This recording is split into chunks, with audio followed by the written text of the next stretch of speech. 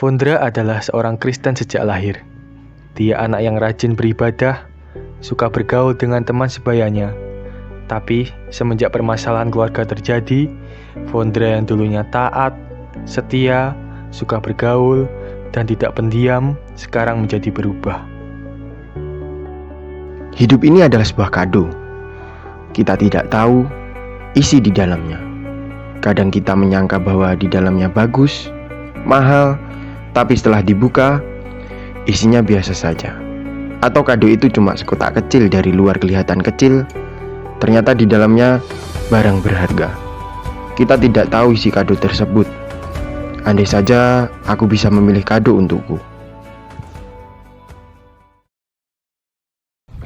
Dino panggah ini. Panggah enek masalah sing tak depi. Sampai tiba masanya Vondra pulang sekolah. Ia berjalan sendirian sambil merenungi banyaknya permasalahan dalam hidupnya. Apa? Cah coba kal. Vondra ya? Oh, parah nih. Gas. Yo. Tiba-tiba terdengar suara olokan temannya dari belakang Vondra. Woi coba. Nom anak melaku, numpak motor lah. Dadah coba. Woi.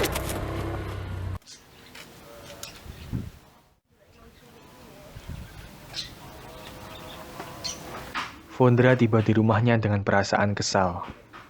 Tetapi saat membuka pintu, ia mendengar suara keras seperti suara orang bertengkar. Dan ternyata apalagi itu... sih, Ma? Nuduh papa yang nggak benar terus. Kenapa sih papa nggak mau ngertiin mama? Oh, mama nih sudah mulai berani ya sama papa. Aku nih sudah capek dengerin omelan mama tiap hari. Papa nih loh kerja terus buat mama. Jadi mama jangan coba-coba buat papa marah lo ya. Bisa-bisa aku stroke. Suka kalau aku stroke. Mama juga capek, Mbak, dengerin papa marah-marah setiap hari. Mama capek. Kalau gini terus, kita cerai aja, Pak. Mama capek setiap hari dengerin papa.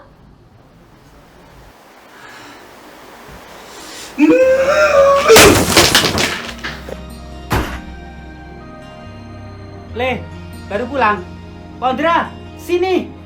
Bapak dalam masalah. Sini, Indra. Seketika Vondra merasa kesal dengan hidupnya.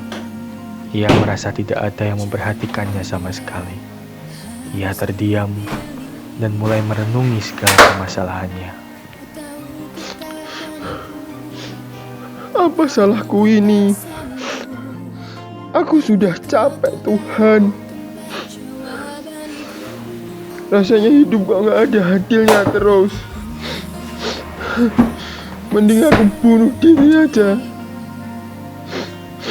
daripada gak ada selesainya masalah ini. Tuhan, aku capek, Tuhan. Suasana semakin memburuk. Vondra terus memikirkan apa yang menjadi permasalahan hidupnya, sampai ia tidak makan dan tidur semalaman.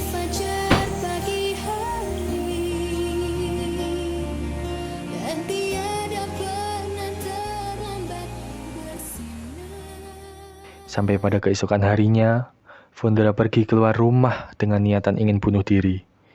Tetapi tiba-tiba, ia merasa sangat pusing dan badannya lemas, dan akhirnya ia jatuh pingsan di jalan.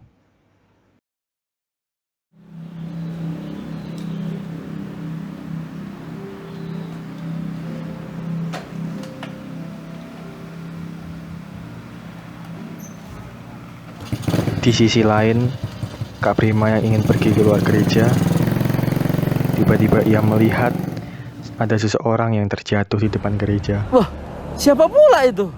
Kenapa itu?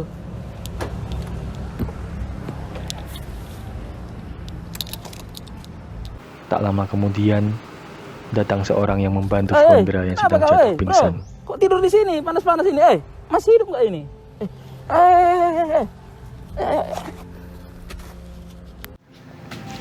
Akhirnya, Vondra dibawa oleh seseorang ke dalam gereja yang kebetulan letaknya dekat dari jalan tadi.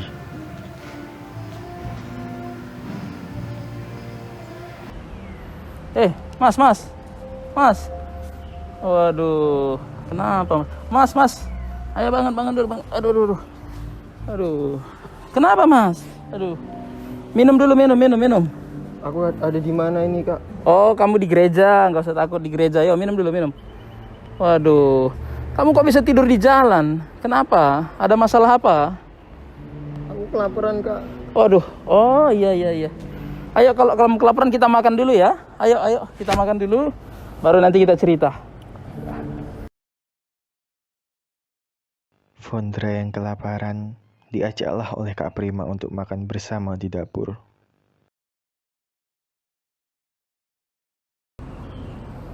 Coba kamu cerita sebenarnya ada apa? Aku sudah gak kuat, Kak. Udah banyak pergumulan, banyak masalah yang tak hadapi. Aku udah gak kuat, Kak. Aku pengen bunuh diri aja, Aduh, Kak. bunuh diri? Jangan, nggak boleh bunuh diri. Kita ini anak-anak Tuhan nggak boleh bunuh diri. Ya. Mereka pun saling berkenalan dan menceritakan apa yang terjadi pada Vondra serta masalahnya.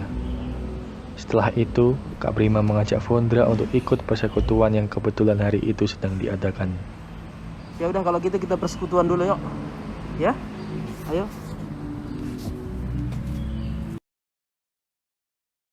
Ya, selamat siang, shalom, sahabat-sahabatku semuanya. Ya, hari ini kita bertemu lagi dalam persekutuan kita. Pada saat siang hari ini saya harap semuanya baik-baik saja. Apa kabar hari ini? Ya, puji Tuhan ya. Ya teman-teman, hari ini kita akan mendengarkan firman Tuhan.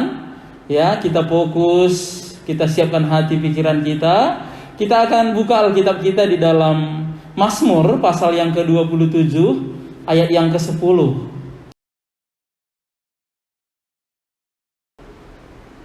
Banyak persoalan dalam hidup ini, mungkin tidak semua orang bisa menerima kita apa adanya. Bahkan mungkin orang tua kita juga tidak menerima kita. Tapi firman Tuhan berkata di dalam Mazmur pasal 27 ayat yang ke-10, sekalipun ayahku dan ibuku meninggalkan aku, namun Tuhan menyambut aku. Kenapa ya firman Tuhan yang disampaikan Kak Prima sangat pas dengan keadaanku sekarang ini. Coba aja tadi kalau nggak ada Kak Prima. Itu semua karena Tuhan. Aku masih punya Tuhan yang setia bersamaku. Meskipun selama ini aku menjauh dari Tuhan. Aku mau belajar berserah, yakin dan percaya akan Tuhan kembali. Di akhir persekutuan, Vondra memutuskan untuk tinggal sebentar di dalam gereja. Ia tersungkur di hadapan Tuhan. Vondra benar-benar merasa ingin dekat dengan Tuhan lagi. Ampunilah aku ya Tuhan. Aku hanya berserah padamu Tuhan. Aku telah bersalah Tuhan. Aku meninggalkan Engkau saat aku diburu masalah yang besar. Tuhan, aku sadar aku bukan siapa-siapa. Jika bukan karena Engkau, aku tidak mampu menghadapi semua ini. Aku ingin memegang tangan-Mu Tuhan. Oh Tuhan, peganglah aku Tuhan. Aku ingin tinggal dalam hidup Engkau. Terima kasih Bapa, untuk kesempatan ini aku bisa mendengarkan firman-Mu yang menyadarkanku akan inti dari semua masalah yang melandaku. Engkau sungguh baik Tuhan. Terima kasih Tuhan telah mempertemukanku dengan mereka, dengan Kak Prima, dengan teman-teman. Aku yakin Tuhan ini bukan hanya kebetulan, tetapi memang cara-Mu untukku kembali padamu. Vondra tersadar akan kebaikan Tuhan. Ia mengatakan bahwa ia ingin tinggal dan hidup dalam Tuhan. Ia ingin berubah menjadi Vondra yang setia dan taat pada Tuhan.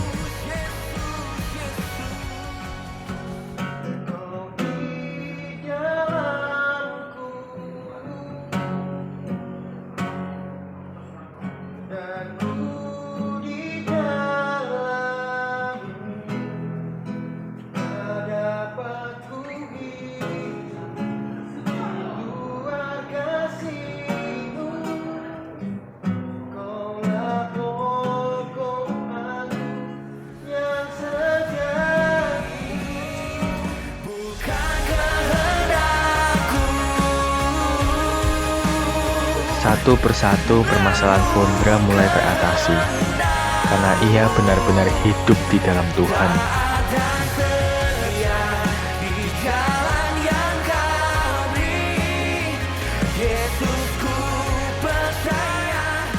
Tidak ada manusia yang tahu apa yang akan terjadi esok dan yang akan datang. Itulah sebabnya kita harus menyadari bahwa tanpa Tuhan kita tidak mampu menghadapi semuanya. Mari menjelang akhir tahun dan akan masuk di tahun yang baru, kita makin menguatkan dan meneguhkan iman kita dengan pegang janji Tuhan. Immanuel.